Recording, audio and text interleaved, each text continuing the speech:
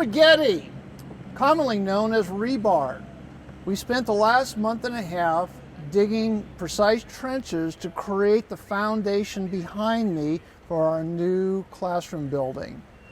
After the trenches were dug, 4.5 miles of this steel rebar was tied into the trenches in a precise fashion, spacing, tolerances, and positioning such that would create the foundation for our new building. Last Friday, July 24th, we pumped 640 cubic yards of concrete into those trenches. The trenches are now filled and the concrete is curing. That is enough concrete to cover an NFL football field, including the end zones, 3.5 inches deep. The concrete boom pump that we use has a reach of 110 feet. So from its primary position, anywhere in a 110-foot radius, it can deliver concrete at approximately 1 cubic yard per 30 seconds. We had 56 concrete trucks deliver the concrete over the course of almost 8 hours. It took that long to deliver the concrete, pump it, empty it, and get it to settle in. While the concrete was being poured, you have gentlemen that are very skilled at working vibrators. There's this vibrating rod that's hooked to a motor, vibrates at a very high rate, and it shakes the concrete down into every crevice. This is very important for the strength of the foundation and again during the course of the slab. But it's most important for the foundation, and that's what's holding the building up.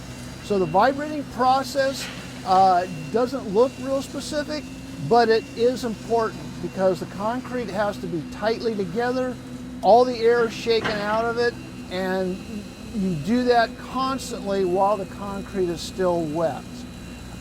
While we're running the boom, they actually have a remote control that drives the giant elephant that pours the concrete.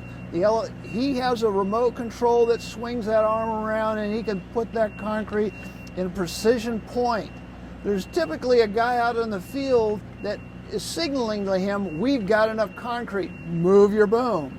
And then there's another man directing concrete delivery into the hopper. The concrete trucks do not stop. They constantly keep pouring. We don't want that pump to run dry. And when you're working at a high pace, you don't want the concrete to start setting up. It can get too stiff to pump, so this process, although it looks orchestrated, it's moving at a very high rate, and that is crucial. During the course of producing the trenches for the foundation, we also had to put in several large 6-inch, 4-inch diameter plastic sleeves so that we can bring the sewer line, the stormwater line, electricity into the building to bring it up through the floor of the science rooms. This is very crucial because it's measured out by laser and by satellite so that it comes up in the floor in exactly the right position. You don't want to put all this concrete in the ground, pour the concrete floor, and have your sewer line in the wrong place. It's really hard and time-consuming to correct. So they spend many hours over the previous month laser shooting, using satellites to position all that, making sure the slab is exactly the right dimension, the subgrade, so that it's just as flat as the concrete itself, and then everything goes smoothly once we go to assemble the building.